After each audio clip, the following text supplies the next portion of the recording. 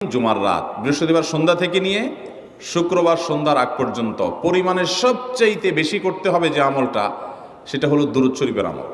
নবী করিম সাল্লাল্লাহু আলাইহি ওয়াসাল্লাম বলেছেন, আকসিরু আলাইয়া মিনাস সালাতি মিন ইয়াউমিল জুমআতি ওয়া লাইলাতিল জুমআহ, তোমরা জুমার দিন এবং জুমার রাতে আমার প্রতি বেশি বেশি দুরূদ পাঠ করবে, দুরূদ প্রেরণ করবে।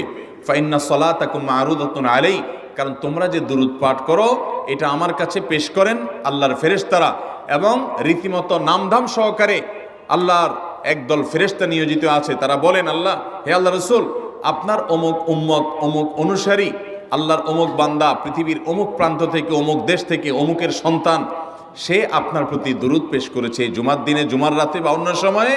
এটা নবী করিম সাল্লাল্লাহু আলাইহি ওয়াসাল্লামের কাছে রিপোর্ট দেওয়া হয় আল্লাহর নিযুক্ত ফেরেশতাদের মাধ্যমে। এই জন্য শুক্রবার দিন এবং রাত, অর্থাৎ বৃহস্পতিবার সন্ধ্যা থেকে নিয়ে শুক্রবার সন্ধ্যা পর্যন্ত